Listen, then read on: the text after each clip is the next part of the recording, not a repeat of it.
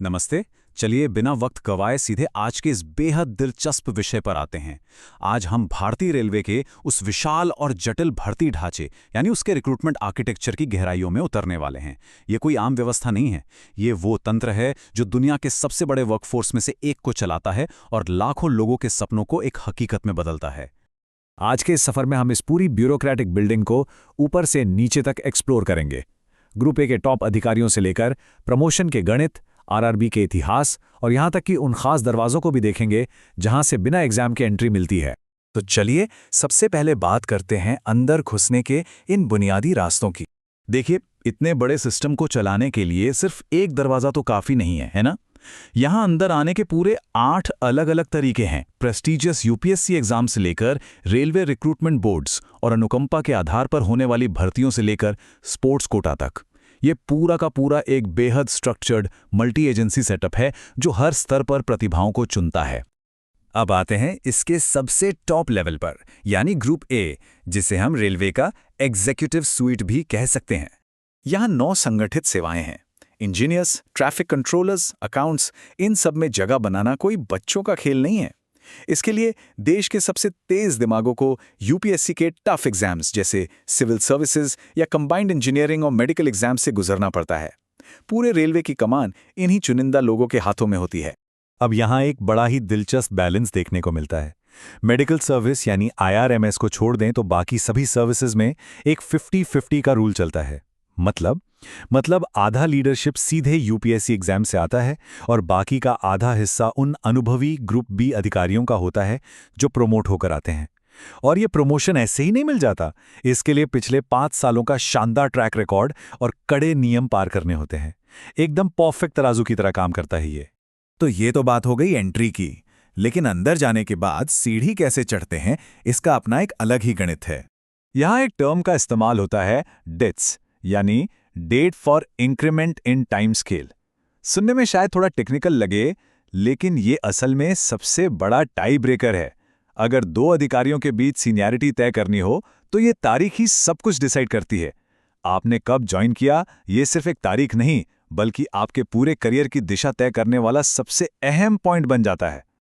और जरा इस नंबर पर गौर कीजिए, 3300। ये कोई मामूली नंबर नहीं है। ये वो मैक्सिमम मार्क्स हैं जिन पे एक ग्रुप ए प्रोबेशनर की शुरुआती सीनियरिटी तय होती है। यूपीएससी के 2050 मार्क्स और आपकी कड़ी ट्रेनिंग के 1250 मार्क्स, दोनों को मिलाकर ये जादुई आंकड़ा बनता है।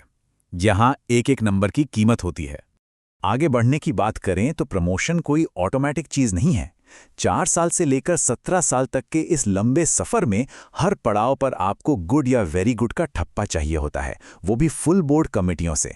मतलब सिर्फ कुर्सी पर समय बिताने से काम नहीं चलेगा, आपको लगातार खुद को साबित करना होगा। खैर, टॉप मैनेजमेंट की बात हो गई। अब जरा उस विशाल मशीनरी की तरफ चलते हैं जो इस संगठन की असली फौज तैयार करती है, यानी रेलवे रिक्रूटमेंट बोर्ड। जरा सोचिए, 1942 में नॉर्थ वेस्ट रेलवे पर यह महज एक छोटे से एक्सपेरिमेंट की तरह शुरू हुआ था और आज पूरे देश में 20 अलग अलग बोर्ड्स का एक पूरा का पूरा जाल बिछा हुआ है। वक्त और जरूरत के साथ ये सिस्टम कितना विशाल और इंपॉर्टेंट हो गया है, ये सफर उसी की कहानी कहता है। आज के दौर में ये सामूहिक भर्ती मशीनरी कैसे काम करती है, चलिए इसे भी समझ लेते हैं। आज का ये सिस्टम एकदम वेल ऑयल्ड मशीन की तरह है। रोजगार समाचार में नोटिफिकेशन आने से लेकर मेडिकल टेस्ट तक सब कुछ एकदम सेट और शीशे की तरह साफ है। सबसे दिलचस्प बात यह है कि ऑब्जेक्टिविटी बनाए रखने के लिए ज्यादातर पोस्ट्स के लिए इंटरव्यू को तो पूरी तरह से हटा ही दिया गया है। हाँ, सेफ्टी वाली पोस्ट्स के लिए साइकोलॉजिकल टेस्ट जरूर होते हैं। ये एक कोट इस पूरे सिस्टम की फिलॉसफी को एकदम सटीक तरीके से समझाता है। ये एक पूरी तरह से कंप्यूटराइज्ड मेरिट बेस्ड इंजन है, जहां ना कोई डर है, ना किसी का पक्ष लिया जाता है। करप्शन या बाहरी प्रभाव की यहां कोई गुंजाइश नहीं छोड़ी गई है।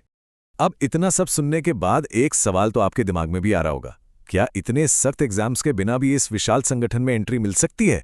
क्या कोई शॉर्टकट या कोई और रास्ता मौजूद है?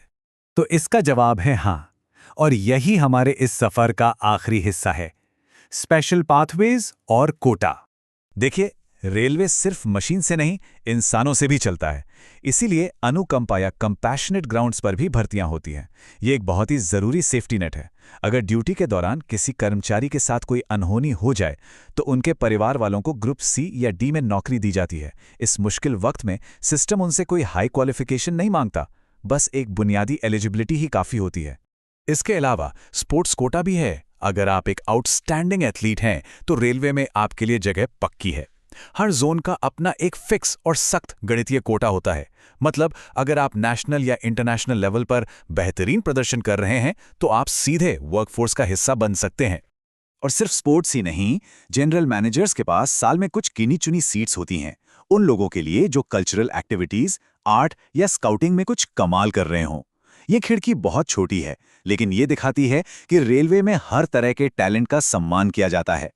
और आखिर में समावेशिता की बात करें तो रेलवे शारीरिक रूप से अक्षम लोगों के लिए भी सख्ती से 3% कोटा रिजर्व रखता है।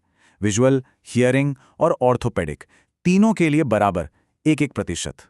ये वाकई में एक बहुत ही स्ट्रक्चर्ड और बैलेंस्ड अप्रोच है। तो अब जरा इस पूरी पिक्चर को एक साथ देखिए। एक तरफ एकदम कोल्ड, कैलकुलेटेड मैथ और सख्त एग्जाम्स, और दूसरी तरफ इंसानियत और खास टैलेंट को अहमियत देते ये कोटा।